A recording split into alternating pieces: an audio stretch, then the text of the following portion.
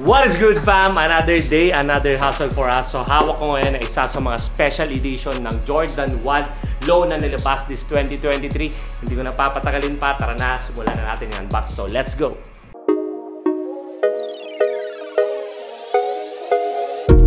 Riding to the top, started from the floor. How we got up here, you don't need to know. Sniffing on an M, I need one of those. Sniffing on an M like I got a cold. Need to know, nah, you don't need to know. Ayan, size 8.5. Checking lang tayo ng size, syempre, bago ma-check out. Para di tayo magkamali. Size 8.5. So, alright. Bro, baka may gusto kang shoutout. Shoutout sa mama ko. Thank you. Shoutout kay Mami. Love you, Mami. Sabihin mo, siyempre. Love you, Mami. Shoutouts natin ang mga ating minamahal na mga parents. So guys, if ever na chance na, siyempre pag nabigyan kayo ng mga ganitong regalo, magpakabait kayo, guys. Dahil siyempre pinag-iipunan ng mga parents natin to. So ayan, congrats. Anong name mo, brother? Kobe po. Kobe? Oh, Kobe pa pala ang pangalan niya. Thank you, bro, ha. Ayan, check out na siya. Thank you. Madam, thank you. And guys, so may walk-in tayo dito sa store. Nakabenta tayo today ng J1 Low True Blue. Yan kasi. Bro, baka may gusto kang shoutout. Wala. Okay, prepare na natin, guys. So, ayun guys, meron na naman tayong bagong stock sa dumating. So, syempre, one of the best selling natin na Adilet 22. So, ito, isang color lang siya, guys. Gusto lang pakita sa inyo kasi grabe, sobrang solid na itong slides na dumating na kulay. Sheesh! So, ayan guys. This is the Adilet 22 slides in monoclay. So, ayan, para siyang pinkish na dark pink ang kulay niya. So, ayan, kung makikita nyo, syempre, the brand with the 3 stripes dyan sa may outer midsole niya. And then, logo dito sa may loob. So, ayan, one of the most controversial to na slides, guys. Kasi, syempre, alam nyo nga, nung lumabas yung Yeezy slides, kiniklaim ni Yeezy or ni Kanye West na parang ginaya daw nila yung style ng Yeezy slides. So, eto yung tinatawag na parang budget meal na Yeezy slides, which is the Adilet 22. So, ayan, sobrang solid na ito, guys. And syempre, ang pinakamagandang good news dyan ay mura lang natin ito ibibenta. Meron tayong available na women's size siya, guys. Meron tayong available na dumating na stock ngayon is size 7, 8, and 9 na women's. So, ayan, meron pa tayong actually, nalagay dito. Meron pa tayong, marami-rami pa tayong slides dito na Adilet. Ayan. So, sabi ko na ba yung price? Hindi ko pa sabi yung price, no? So yun guys, naka-sale tayo ngayon ng Adilet 22 from before nung una labas siya 6.5 ang benta natin, pero ngayon naka-sale 3,995 na lang. Sheesh! 3,995 na lang, pare. Actually guys, medyo makalat pero mamaya sabihin ko sa inyo bakit. Eto, meron pa tayong mga available na colorways dito. May clear gray, aluminum, tapos dark sand na strata. And then, meron pa tayong, parang ayun, desert sand pala. Para siya, basta gray, something siya. Nakalimutan ko na yung pangalan, sobrang dami nilang kulay. So, lahat to ay 3,995 lang. Available yan dito sa store. And syempre, itong mga Yeezy slides natin, depende na lang sa kulay. Pero ito, kakalabas lang nito, Azure. This is 10,500 na lang. Dito sa store, meron pa tayong mga available na sizes niyan.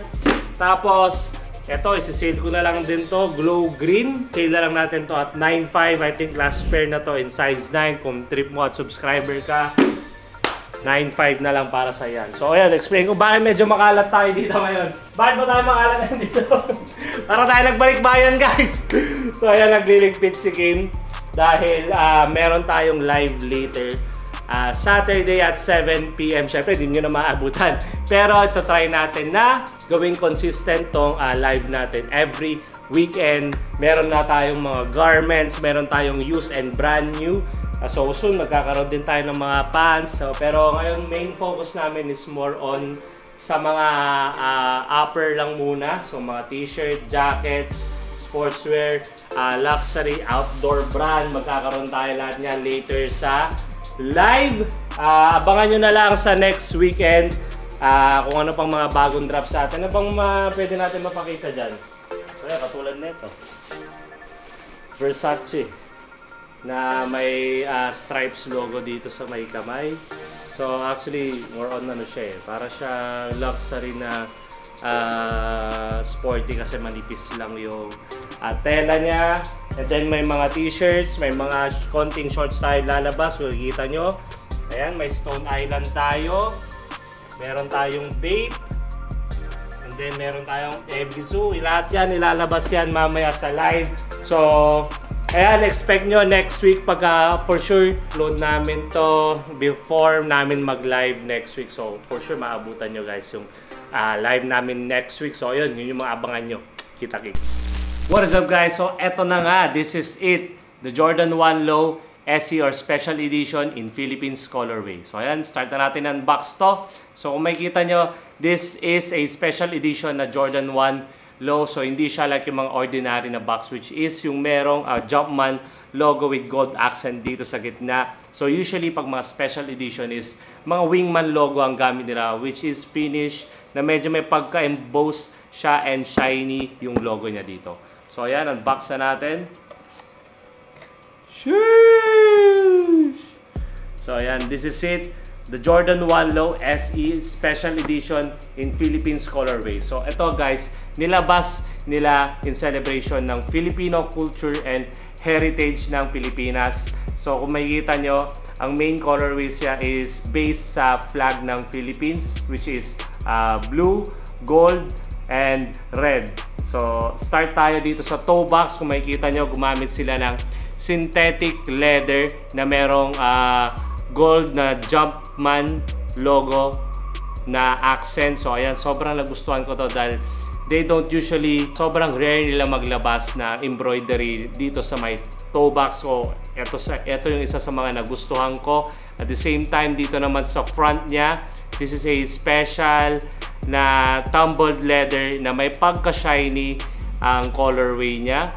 And then dito naman sa may tongue, ang napansin ko dito sa tongue is hindi siya like yung mga ordinary na Jordan 1 Low, which is medyo mas soft yung mga materials sa ginamit. Dito medyo mas ano siya, medyo mas matigas ng konti. And gumamit rin pala sila ng leather na tongue and meron makikita ng Jumpman logo din dito sa gitna. So ayan, kung titignan nyo naman dito sa may eyelet or eyelids niya, gumamit din sila ng gold accent. So isa rin yan sa mga nagustuhan ko. Inner panel, gumamit din sila ng synthetic leather like kung ano yung ginamit nila dito sa may toe box. And by the way guys, dito pala sa swoosh niya, hindi siya like totally na same color. So medyo mas darker yung bandang front niya compared dito sa may bandang likod na swoosh. At the same time, magkaiba rin pala sila guys ng ginamit na materials. Dito sa may bandang front, gumamit sila ng synthetic leather, while on the way back naman gumamit sila ng tumbled leather. So isa pa sa mga nagustuhan ko dito is yung pagka-solid ng Wingman logo in gold colorways sa likod. So ayan, sobrang solid neto guys na pair dahil hindi siya like yung mga ordinary lang na Jordan 1 Low. So ito, gumamit rin pala sila ng white or bluish something na icy sole sa baba. Meron din pala tong nilabas na women's colorway, pero medyo inverted lang yung colorway niya dahil blue yung ginamit na swoosh. So ito, nakasold na tayo guys ng almost 10 pairs na for this one, pero available pa rin siya for pre-order. Kung i-rate ko tong shoes na to, if you're a politician, this is a must-have na pairs kasi dahil sobrang ganda na itong i-rock lalo na sa mga sessions or pag may mga special meetings kayo. And ayan, available to sa store and available din siya pre-order and shipping kami nationwide guys. So ayan, this is it. Let me know in the comments kung ano sa tingin yung rating natin about dito sa Jordan 1 Low SE Videos.